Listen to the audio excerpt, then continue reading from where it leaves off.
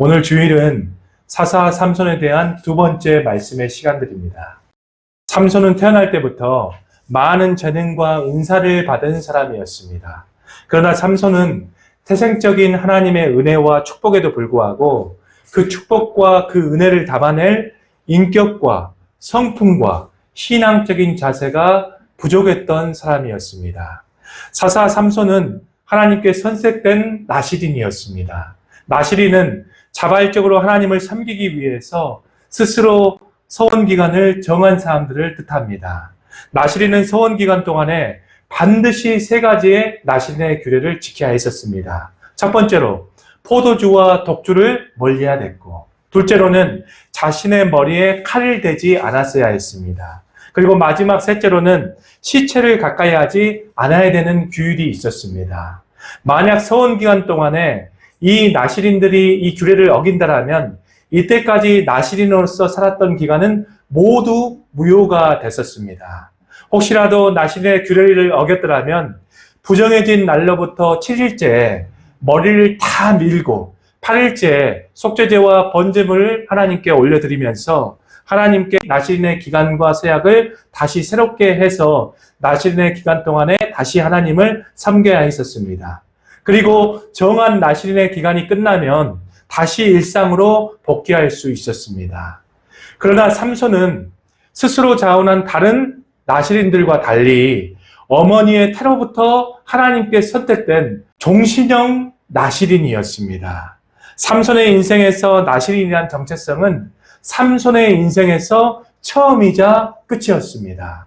그러나 우리가 지난 시간 살펴본 대로 삼손은 나시린의 규례 중에 두 가지의 규례를 먼저 범하기 시작했습니다. 첫 번째로 딥나 여인과의 결혼잔치에서 포도주와 독주를 마시지 말라는 나시린의 규정을 먼저 어기게 되죠. 그리고 두 번째로 블레셋 사람들과 수수께끼 사건을 통해서 사자의 죽음을 만지게 되고 또 그로 말미암아 블레셋 사람들을 죽이게 되는 그러한 사건이 발생하기 시작합니다. 그래서 둘째로는 시체를 가까이 하지 말라는 하나님의 나시린의 규정을 두 번째로 어기게 됩니다. 이제 마지막 오늘 말씀에서 나오는 이 들릴라 여인을 통해서 하나 남은 나시린의 규례도 쉽게 어기는 삼손의 모습을 오늘 살펴볼 수가 있습니다. 자, 오늘 주일은 삼손의 실패 속에서 일하시는 하나님의 모습을 우리가 살펴보면서 하나님께서 우리에게 주시는 영적인 교훈들을 함께 살펴보도록 하겠습니다. 자, 삼손의 인생에서 세 명의 사랑하는 여인이 있었습니다. 첫째로는 블레셋 딥나 여인이었고, 둘째로는 블레셋 가사에 사는 창녀 기생 여인이었습니다. 이 두 여인은 삼손의 정욕과 삼손의 무절제함이 빚어낸 잘못된 사랑이었습니다. 그리고 마지막 세 번째 여인이 있죠. 그 마지막 세 번째 여인이 오늘 본문에서 나오는 소래 골짜기에 사는 들릴라라는 여인이었습니다. 우리 오늘 사사기서 16장 4절 말씀 함께 읽어보도록 하겠습니다. 이후에 삼손이 소래 골짜기 들릴라 이름하는 여인을 사랑하네. 아멘. 성경에서 들릴라라고 하는 이름은 다른 삼손의 여인들에 비해서 6번이나 언급될 정도로 삼손의 인생에서 가장 중요하고 많은 영향력을 차지한 여인이었습니다. 그러나 들릴라는 삼손을 치욕적인 비극으로 몰아가는 인물이기도 합니다. 자, 들릴라라고 하는 이 이름의 뜻이 있는데 이 이름의 뜻은 매달린 자, 약하게 하는 자라는 뜻입니다. 삼손은 매달린 자를 의미하는 들릴라에게 끊임없이 매달렸고 그녀로 말미암아 끊임없이 약해졌던 삼손의 모습을 우리가 살펴볼 수 있습니다. 또 들릴라라는 이름에는 또 한 가지의 뜻이 숨겨져 있습니다. 자, 밤이라는 뜻을 가지고 있는 단어가 바로 이 들릴라라는 뜻입니다. 밤인 들릴라와 태양이라는 삼손의 이름은 대립이 되는 이름들을 가지고 있습니다.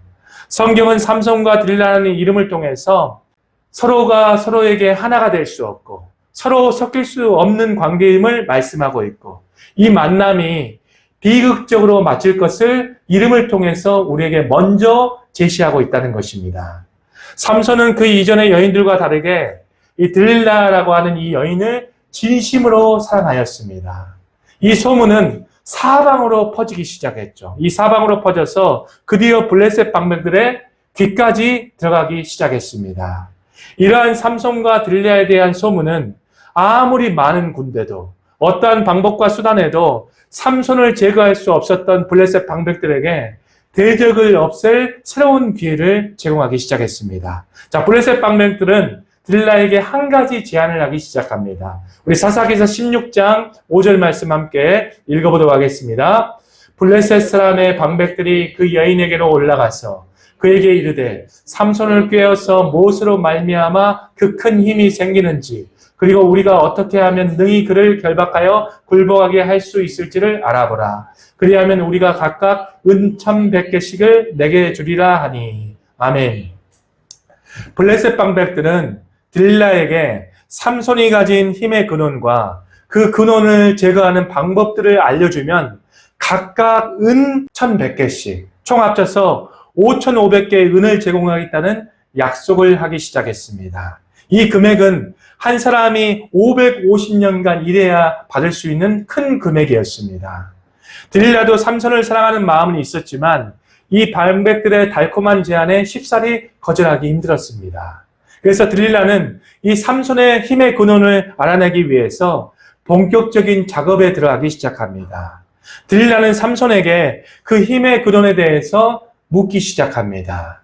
이 질문에 대한 이 삼손의 반응은 무엇이었습니까? 삼손은 자신의 초월적인 힘도 유지하고 또 사랑하는 여인을 슬프게 하지 않는 방법으로 거절보다 거짓된 정보를 흘리는 방법을 선택합니다. 삼손은 첫 번째 대답을 했었죠. 첫 번째 대답은 마르지 않는 새 활줄 7으로 자신을 묶으면 자신의 힘이 약해질 것이다 라고 말을 했습니다. 이 답변은 거짓이었습니다. 삼손은 나시린으로서 거룩성을 추구하기보다 거짓말로 자신의 입술을 더럽혔습니다. 자, 들릴라는 계속해서 포기하지 않고 삼손의 힘의 근원에 대해서 질문하기 시작했습니다. 삼손의 두 번째 대답은 새 밧줄로 자신을 결박하면 힘이 없어진다라고 말하였습니다. 삼손의 두 번째 대답은 내용은 첫 번째 대답과 그대로이고 끈의 종류만 바꾸어서 대답을 했었습니다. 물론 이 대답도 거짓이었습니다. 그러나 삼손은 자신이 약해지는 비결이 어떠한 끈과 관계되어 있다는 사실을 계속해서 누설하고 있었습니다. 자, 들릴라는 계속해서 교묘하고 의도적으로 삼손의 힘의 근원을 캐묻기 시작합니다. 삼손은 자신의 머리털 7가닥을 배틀의 날실에 섞어 짜면 자신의 힘이 약해진다라고 세 번째로 대답을 했습니다. 자, 계속해서 삼손은 자신의 힘의 근원이 어떤 머리털과 관련되어 있다는 사실을 누설하고 있는 장면을 우리에게 보여줍니다. 삼손에게 3번이나 속임수를 당한 들릴라는 마지막으로 최후의 방법을 사용합니다. 자신에게 비밀을 말하여서 자신을 향한 사랑을 증명하라고 적극적으로 삼손에게 애원하면서 매달리기 시작했습니다. 삼손은 진심으로 이 들릴라라는 여인을 사랑했기 때문에 이 들릴라의 계속된 성화에 삼손은 마침내 나시린의 정체성보다 한 여인의 사랑을 선택하기 시작했습니다. 자, 우리 사사기서 16장 17절 말씀에 보면 드디어 삼손이 들릴라에게 자신의 힘의 비밀을 이야기하는 장면이 소개가 되고 있습니다. 우리 사사기서 16장 17절 말씀 함께 읽어보도록 하겠습니다. 삼손이 진심을 드러내어 그에게 이르되 내 머리 위에는 삭도를 대지 아니하였나니 이는 내가 모태로부터 하나님의 나시림이 되었습니다. 만일 내 머리가 밀리면 내 힘이 내게서 떠나고 나는 약해져서 다른 사람과 같으리라 하니라. 아멘. 들릴라는 이 삼손의 비밀을 알고 즉각 실행에 옮기기 시작합니다. 삼손의 머리털 7가닥을 바로 밀어버렸습니다. 삼손은 인간적인 사랑에 눈이 멀어서 나시린에게 금지된 머리에 삭도를 대지 말라라는 이 마지막 규례를 어기기 시작합니다. 이로 말미암아 하나님은 삼손을 떠나셨고 삼손의 초월적인 힘의 근원은 없어지게 됩니다. 이스라엘의 밝은 빛을 가져와야 될 이 사사 삼손은 오히려 들릴라라는 이 밤의 점령을 당해서 빛을 잃어버렸습니다. 블레셋 방백들은 힘의 근원이 없어진 이 삼손을 바로 붙잡아서 지금까지 당한 모든 수치와 모욕감을 갚아주기 위해서 삼손의 두 눈을 빼고 감옥에서 맷돌을 돌리도록 노예 생활을 시키기 시작했습니다. 또 블레셋 방백들은 삼손의 결박과 생포의 승리로 자신들이 섬기던 신전에 함께 모여서 축제를 벌이기 시작했습니다. 이에 더 나아가서 삼손의 굴욕적인 모습을 직접 보고 조롱하고 싶어서 감옥에서 다곤 신전으로 불러내기 시작했습니다.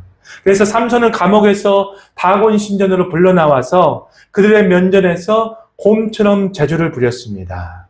삼손은 감옥에서 두 눈이 뽑히고 맷돌을 돌리는 비참한 신세가 되기 전까지 하나님께 선택받은 이 나실인의 정체성을 가볍게 여겼던 삼손의 모습이었습니다. 삼손은 하나님께 선택된 나실인이었지만 철저하게 자신의 육신적인 쾌락과 정욕을 위해서 살았던 인물이었습니다. 또 삼손은 사사로서 이스라엘을 블레셋으로부터 구하는 사명에는 전혀 관심이 없었죠. 오로지 사랑과 복수를 위해서 하나님께서 허락하신 초월적인 힘을 사용했던 인물이었습니다. 이 삼손의 나실인으로서의 실패는 결코 우연이 아닙니다. 삼손의 실패는 자신의 나실인으로서의 정체성과 사명을 잃어버리고 자신의 눈에 오른 대로 살아갔던 삶의 대가였다는 것입니다. 그러나 나실인 삼손의 실패로 삼손의 이야기가 모두 끝난 것 같았지만 하나님의 반전이 기다리고 있었습니다. 자, 삼손은 감옥에서 깊은 절망과 고통 가운데 있을 때 삼손의 인생에서 한 줄기 빛이 비치기 시작했습니다. 나실인은 한 가지라도 나실인의 규례를 어기면 정결 예식을 행하고 또 머리를 밀고 나실인으로서 삶과 모든 소원들을 다시 시작해야 했었습니다. 그러나 삼손은 나실인의 규례를 어기고도 지금까지 한 번도 나실인의 소원의 삶을 다시 시작하기 위해서 머리를 밀지 않았습니다. 그러나 비록 들릴라를 통해서 강제로 머리카락이 밀려서 나실인으로서는 실패를 하였지만 또 한편으로 생각을 해보면 이 사건은 나실인으로서 새롭게 시작할 수 있는 은혜의 기회를 얻는 사건이었다는 것입니다. 한마디로 삼손은 삭도로 머리털이 잘리고 나실인으로서 철저히 실패한 결과가 오히려 삼손을 새로운 나실인으로 회복시켜준 반전의 계기가 됐다는 것입니다.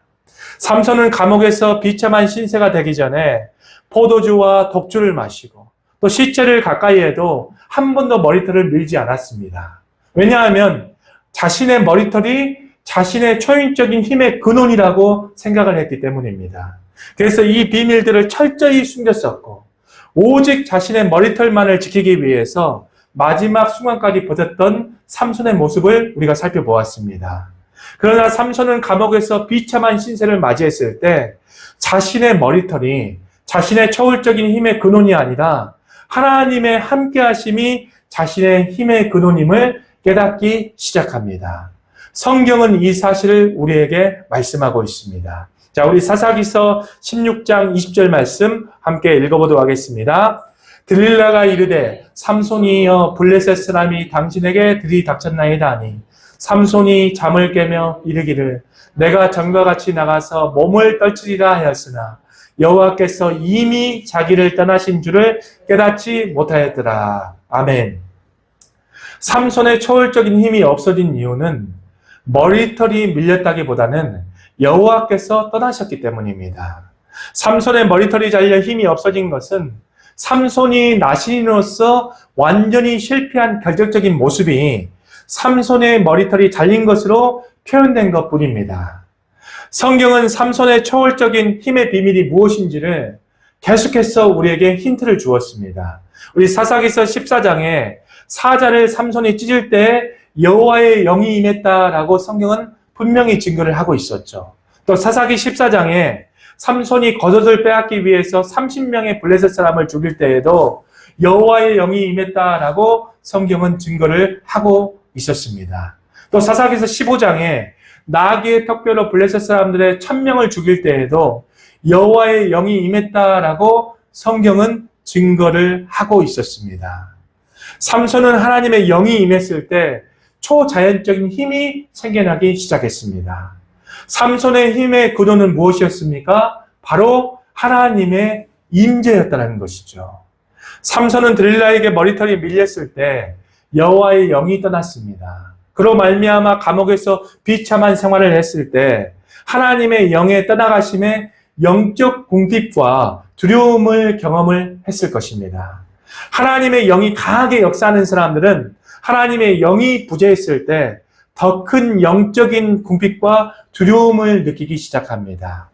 삼손은 여호와의 영이 떠나고 철저히 버림받자 하나님의 영이 함께하지 않으면 아무것도 할 수 없다는 사실을 감옥에서 깨닫기 시작합니다. 그래서 성경은 우리에게 이 진리를 알려주기 위해서 의도적으로 감옥 안에서 삼손의 머리털이 자라나기 시작했다는 것을 우리에게 말씀을 증거하고 있습니다. 우리 사사기서 16장 22절 말씀 함께 읽어보도록 하겠습니다. 그의 머리털이 밀린 후에 다시 자라나기 시작하니라. 아멘. 삼손이 감옥에서 노예 생활을 할 때에 다시 머리털이 자라나기 시작했다. 이렇게 성경은 증거를 하고 있습니다. 그러나 삼손은 감옥 안에서 자신의 힘의 근원을 깨닫고 이전처럼 자신의 머리털의 자라남에 의지하지 아니하고 하나님께 초인적인 힘을 달라고 다시 기도하는 삼손의 변화된 모습을 우리가 살펴볼 수 있습니다. 만약 삼손이 자신의 초인적인 힘이 머리털에 있었다라고 생각을 했다라면 감옥에서 머리털이 자라났어도 다곤 신전에서 다시 나를 강하게 해달라라고 기도하지 않았을 것입니다. 또 감옥에서 삼손의 머리털이 자라났어도 삼손이 기도하기 전까지 삼손의 초인적인 힘이 다시 돌아오지 않았다는 것이 이를 잘 증명해주고 있습니다. 삼손은 감옥에서 하나님의 함께하심이 나의 초월적인 힘의 근원이었다는 사실을 비로소 깨닫게 되었습니다. 그래서 삼손은 다곤 신전에서 하나님께 간절히 부르짖고 기도하기 시작합니다. 자, 오늘 본 말씀이죠. 우리 사사기서 16장 28절 말씀 함께 읽어보도록 하겠습니다. 삼손이 여호와께 부르짖어 이르되 주 여호와여 구하옵나니 나를 생각하옵소서. 하나님이여 구하옵나니 이번만 나를 강하게 하사 나의 두 눈을 뺀 블레셋 사람에게 원수를 단번에 갖게 하옵소서 하고. 아멘. 자, 오늘 본문에 이 삼손의 기도의 모습을 잘 살펴보시면 삼손의 기도 가운데 하나님을 나의 주 여호와로 표현을 한다는 사실을 우리가 쉽게 발견할 수 있습니다. 이 표현은 하나님이 자신의 주인임을 인정하는 태도라는 것입니다. 삼손은 비로소 이 감옥에서 처절한 인생의 비극을 맛봤을 때 하나님과 자신의 올바른 관계성을 처음으로 고백하기 시작합니다. 또 우리가 오늘 본 말씀을 잘 살펴보시면 하나님께 자신을 기억해달라고 기도하기 시작하는 삼손의 모습을 잘 살펴볼 수 있죠. 이 표현은 나시린으로서 선택받은 처음의 온전한 관계로 회복되기를 원하는 삼손의 간절한 마음이 기도 가운데 잘 녹아져 있습니다. 자, 히브리서 11장에 성경은 삼손을 믿음의 사람으로 표현을 하고 있는데 성경은 히브리서 11장에 이 순간에 삼손의 믿음을 본받으라고 우리에게 말씀을 증거하고 있습니다. 삼손은 비참한 감옥에서 처절히 실패한 모습으로 하나님 앞에 비로소 설 수가 있었습니다. 삼손은 자신의 힘이 모두 사라지고 두 눈이 뽑힌 이후에야 하나님을 인정하게 되고 하나님의 관계가 회복되기 시작했습니다. 하나님께서도 감옥 안에서 실패한 삼손에게 찾아오셔서 삼손을 통해서 이스라엘을 구원하시려는 계획을 끝까지 멈추시지 아니한 그 하나님의 계획들을 성경은 또 우리에게 설명을 하고 있습니다. 삼손은 실패했어도 삼손을 이스라엘로 보내신 하나님은 절대 실수하시거나 실패하지 않으시는 하나님이십니다. 하나님께서는 삼손이 마지막 죽기 전에 삼손의 믿음의 고백에 응답하시어서 다곤 신전 안에 3,000명의 방백들이 있었는데 이 3,000명의 블레셋 사람들을 단번에 제거하도록 응답하신 하나님이셨습니다. 자, 우리는 오늘 삼손의 말씀을 통해서 세 가지의 영적 교훈을 얻을 수가 있습니다. 자, 첫 번째로 나의 실패가 도리어 하나님의 은혜를 누리는 기회가 된다는 것입니다. 삼손은 머리털이 잘리고 나시린으로서 철저히 실패한 결과가 도리어 나시린으로서 삼손을 회복시켜준 은혜의 수단이 되었습니다. 우리도 인생에서 찾아오는 가장 비참한 사건, 또 고난의 시간들, 실패의 밑바닥의 순간들이 하나님의 은혜를 경험하고 하나님의 존재를 깊숙이 만나는 시간이 되기도 합니다. 우리는 인생을 살아가면서 잘 나가다가도 실패하기도 하고 세상의 중심에 서다가도 버려지기도 하고 존귀한 인생에서 비참한 인생의 주인공이 되기도 합니다. 우리는 종종 이러한 실패를 모든 것의 끝이라고 생각하지만 하나님은 우리의 실패를 통해서 일하실 때가 굉장히 많이 있습니다. 우리의 작은 실패가 하나님의 크고 선하신 계획의 일부일 수 있다는 것입니다. 우리의 시야가 좁아서 현재의 실패만을 우리는 바라보지만 하나님은 우리의 실패를 통해서 궁극적인 선을 이루시는 분이십니다.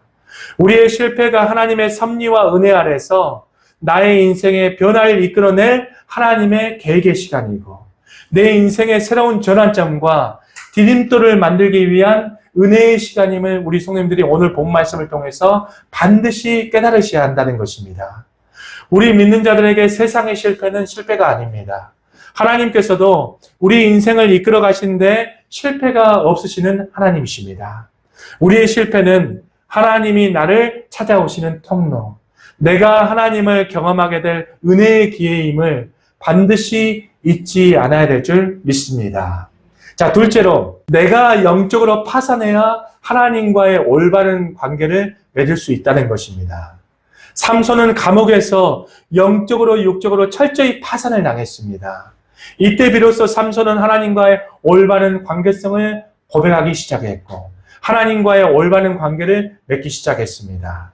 자, 우리도 철저히 자기 의를 내려놓는 영적인 파산을 해야 하나님께 온전히 나아갈 수 있다는 것입니다. 인간은 누구나 다 죄성을 가지고 있기 때문에 스스로 선하다, 의롭다, 거룩하다라는 생각을 하는 경향들이 있습니다. 이것이 바로 자기 의라는 것입니다. 영적인 파산이라는 것은 이러한 자기 의를 내려놓는 과정입니다. 자, 나는 아무것도 아닙니다. 나는 스스로 의로울 수 없습니다. 나의 모든 공로는 아무 쓸데가 없습니다. 진심으로 깨닫고 고백하는 것입니다. 자기 의가 철저히 깨어 부서지지 아니하면 진정한 회개에 이르지 못합니다. 진정한 회개에 이르지 못하면 전적인 하나님의 은혜를 깨닫기가 힘들다는 것이죠. 성령으로 내 존재가 타락한 죄성을 가지고 있어서 소망 하나 없는 죄인임을 내가 먼저 알고 깨닫고 고백해야, 또 나란 존재가 철저히 하나님 앞에서 무능하고 연약한 존재임을 인정해야 그때부터 하나님에 대한 신앙이 생겨나기 시작합니다. 우리 성도님들 기억하시길 바랍니다. 내가 영적으로 파산할 때 비로소 진정한 하나님의 은혜의 문이 열린다는 사실을 반드시 기억하시길 바랍니다. 자신의 의를 내려놓고 전적인 하나님의 은혜를 인정하면서 진정한 회개로 나아갈 때 우리는 하나님과의 가장 올바르고 깊은 관계를 맺을 수 있는 것입니다. 자, 셋째로 하나님은 우리 인생의 모든 것에 합력하여 선을 이루시는 분임을 우리가 오늘 본문을 통해서 확실히 아셔야 될 줄 믿습니다. 자, 삼손은 육체적인 정욕과 쾌락만을 추구하는 미성숙한 사람이었습니다. 그러나 삼손의 충동적이고 정욕적인 성품으로 저지른 일들도 하나님의 주권과 섭리 아래에 있었다는 것을 성경은 우리에게 소개를 하고 있었죠. 삼손의 미성숙한 결정들도 하나님의 섭리 아래에서 블레셋에게 이스라엘을 구원할 도구로 사용하시는 하나님의 모습을 우리가 살펴보았습니다. 우리 사사기서 14장 4절 말씀 함께 읽어보도록 하겠습니다. 그때 블레셋 사람이 이스라엘을 다스린 까닭에 삼손이 틈을 타서 블레셋 사람을 치려 함이었으나 그의 부모는 이 일이 여호와께로부터 나온 것인 줄은 알지 못하였더라. 아멘. 하나님께서는 삼손의 약점까지도 사용하시면서 이스라엘을 구원하시기 위해서 일하고 계셨다는 것입니다. 우리 믿는 자들의 인생도 마찬가지라는 것입니다. 우리 인생도 다사다난하고 내일 일도 잘 알지 못하기 때문에 우리는 늘 삶을 살아가면서 실수하고 잘못 판단하고 넘어질 때가 많은 인생을 살아가고 있습니다. 그러나 하나님께서는 모든 것이 합력하여 선을 이루도록 우리 인생을 주관하고 계시다는 것입니다. 우리는 작은 그림들의 조각들만 보지만 하나님께서는 우리 인생의 완성된 그림들을 미리 보시고 우리 인생을 인도하시는 분이십니다. 그렇게 우리는 인생에서 어떤 일들이 우리 인생에 찾아온다 할지라도 하나님의 주권과 합력하여 선을 이루시는 하나님을 신뢰하고 하나님께 우리 인생을 의탁하며 나아가면 된다는 것입니다. 지금의 고난의 시간도 아픔의 시간도 답답한 일들도 하나님은 우리 인생에서 모든 것을 합력해서 선을 이루어 나가실 것입니다. 우리 성도님들이 놀라지도 마시고 두려워하지도 마시고 앞서가지도 마시고 체념하지도 마시고 한탄하지도 마시고 답답해하지도 마시길 바랍니다. 하나님은 우리를 늘 눈동자처럼 지키고 계시고 우리의 부족함과 실수와 실패다 할지라도 모든 것을 합력해서 가장 좋은 길로 인도하고 계신다는 사실을 확신하고 신뢰하시며 인생을 살아가시기를 축복합니다.